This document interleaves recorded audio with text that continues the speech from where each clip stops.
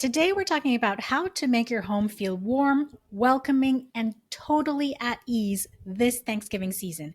Some of us really feel the pressure of managing things like family expectations during the season. Others are pretty chill during this time of year. Well, regardless of which is more you, I want to remind you that this isn't about perfection.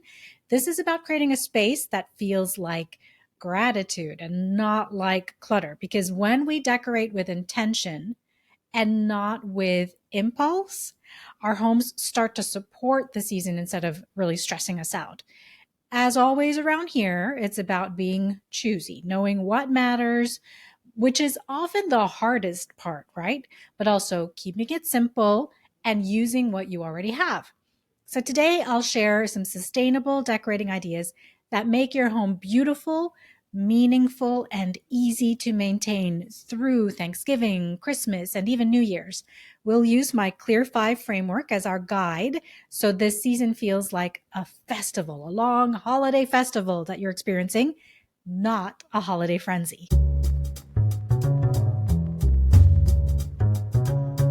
Now, I want to acknowledge that we may each be at a different stage in our lives, and that definitely influences how much holiday stuff that you have.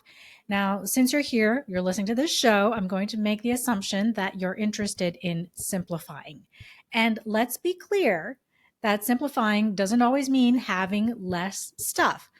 I will say that having less stuff does require less of your time focused on taking care of your things. But as long as you're clear about that with yourself, then yeah, simplifying doesn't necessarily mean living with less.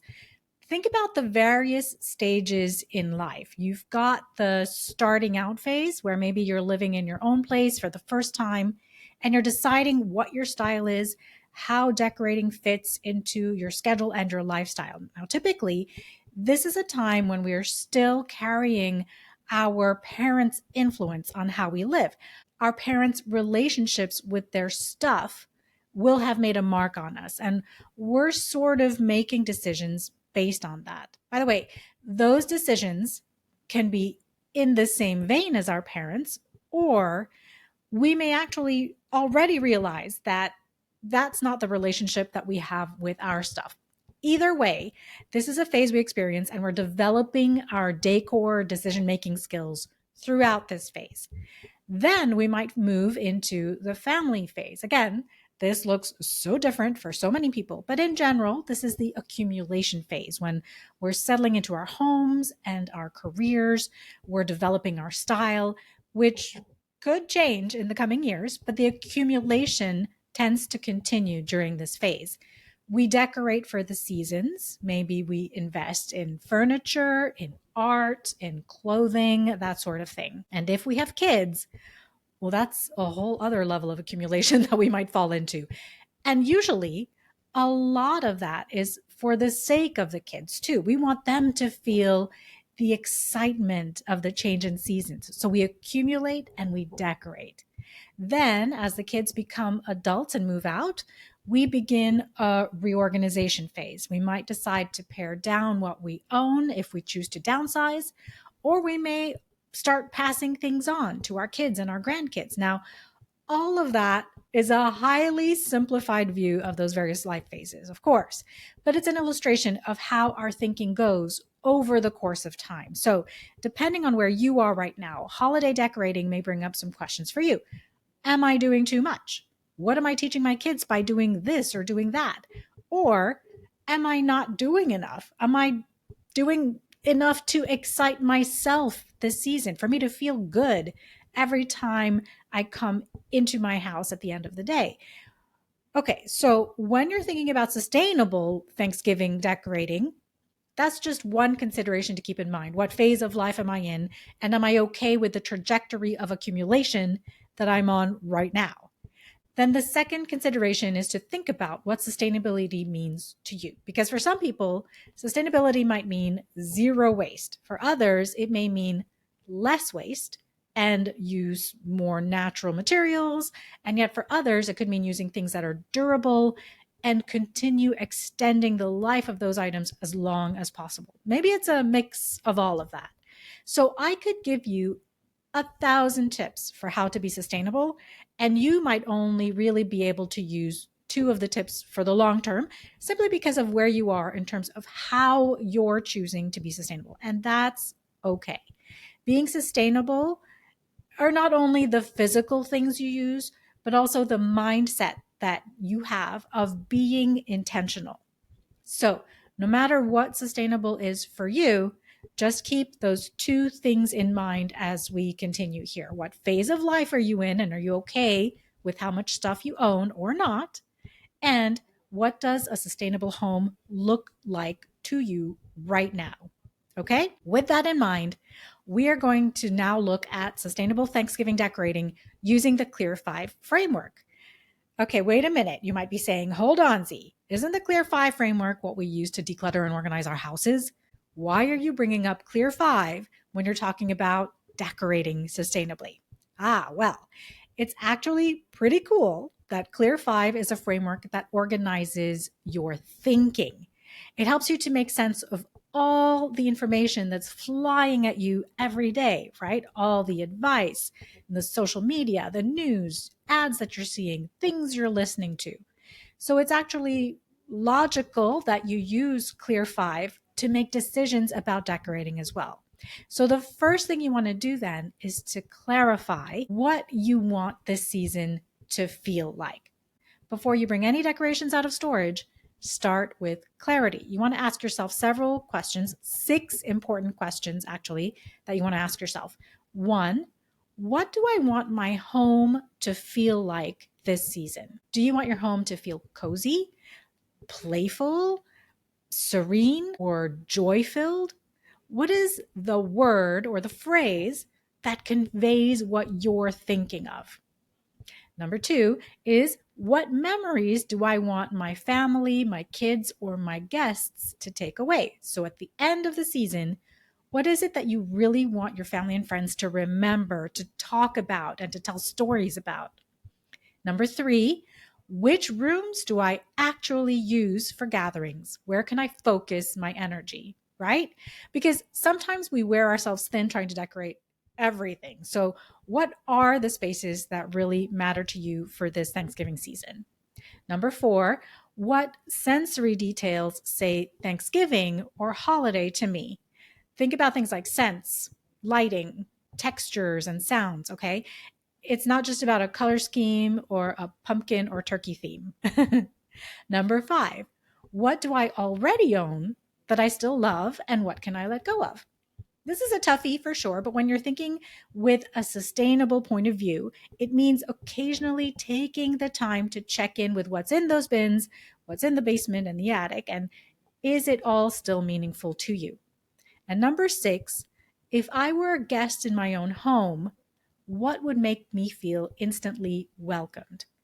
Notice the word welcomed, not what would wow me, but simply what would make you feel welcomed into that home. Notice what these 6 questions are doing. They're reframing decorating from appearance to experience. And that's how we move to thinking sustainably about Thanksgiving decorating. This step is everything. If your goal is cozy connection, like candlelight and conversation, good food, you'll decorate very differently than if you're going for cheerful energy and color. And a more formal gathering with a sit down dinner might be completely different than a day of casual cooking together before sitting with a plate of food in your lap. So picture it. Picture what you want your home to feel like at Thanksgiving, and that will help to focus your efforts. Decorating your common rooms might be really the only areas that you want to spend your energy on. Or maybe you're looking for a clear kitchen island to roll out pie dough on and still have space for someone else to be chopping up veggies for salad. And so tons of decorations in a formal living room isn't necessarily what you're shooting for, because that's not where you'll be spending the bulk of your time. Okay? That's C, clarify. You're defining the feeling before you start doing the decorating. Next, you're going to limit. L. You'll choose a few focus areas. One of the biggest mistakes we make when we're decorating is trying to do too much. Every corner doesn't need to scream harvest. Remember that you want enough energy to enjoy your holiday festival, right? You don't want a holiday frenzy, especially when you know that you're going to have to put it all away at the end of the season. So choose 2 or 3 focus areas. Now, I like to put some energy into the entryway because that's something that you'll see every day, and any guests will experience it too. And if you're entertaining at home, you might want to focus on your dining table and maybe your kitchen. Maybe that's it. This keeps your energy and your storage manageable, and it helps your favorite pieces really to stand out. If you want to go further, then set some physical boundaries. I'm only going to use one storage bin for autumn decor, or I'm going to pull out one box of candles and linens, or keep one drawer for specifically holiday tableware. Okay? Limits give you freedom. They let you decorate with lots of joy without drowning you in a bunch of extras later. Next is edit, E. This is how we'll put sustainable decorating into practice, the actual decorating fun part. Editing is about refining your decorations. And when you do it sustainably, it actually adds meaning. And here are some of my favorite sustainable decorating ideas year after year. Number one is to bring the outdoors in. Go foraging for branches, herbs, pine cones, leaves, and arrange them in your own bowls or vases at home. And then you can compost or repurpose them later. I kind of love this because it doesn't take up any space in my garbage bins and it's totally charming. It can also be completely kid centric. Nothing can be destroyed. Everything is all touchable all season long, and a big bonus is that they don't cost you anything. Number two is to use natural materials. Think about beeswax candles or soy candles. You can use linen napkins and wooden serving boards. I have a linen table runner that I can use for nearly every season. For Thanksgiving, I add maybe some mini pumpkins from the grocery or foliage that we've brought in from outside. And for the spring, it's more of a green and white type theme. And summer is full of bright colors, maybe bright flower bouquets and things like that. I do have a couple of Christmas runners that I tend to use only at Christmas time, but the rest of the year, the natural linen one is the one I use most often. And of course, using these natural materials means that you can add texture and warmth while keeping toxins and microplastics out of your home. Number three is to layer texture instead of just falling into a theme. So instead of everything pumpkins and turkey, you can use textures that convey a harvest theme. Things like woven placemats or ceramic bowls or glass jars filled with the things that you've brought in, right? Nuts, the leaves, the pine cones, or fill them with actual edible nuts or dried fruit that people will actually eat. Texture gives a sense of richness without the visual clutter. And layering textures is how designers make a space feel really luxurious, really luxe, right? So these layers of natural seagrass, let's say, with glass or ceramic containers or plates on top, and then your linen napkins and metallic flatware, all of that together on your table make it feel really luxurious, especially when you add on some subtle lighting like the candles. Number four is to decorate with gratitude. If you're hosting the Thanksgiving dinner, you could write a few things that you're thankful for on small cards and tuck them under each plate or clip them to a branch in a vase as a centerpiece. It's decor and it's meaning. And of course, you can ask your guests to join in and write their own note if you'd like, or ask your kids. And then later on in the season, you can read the notes to each other. Number five is to shop your home first. That's, of course, a staple, right? Repurpose what you already own. If you have a picture from summer, well, then fill it with some fall branches, reuse your candles, use pillow inserts, and only change out the covers if that's what makes you happy.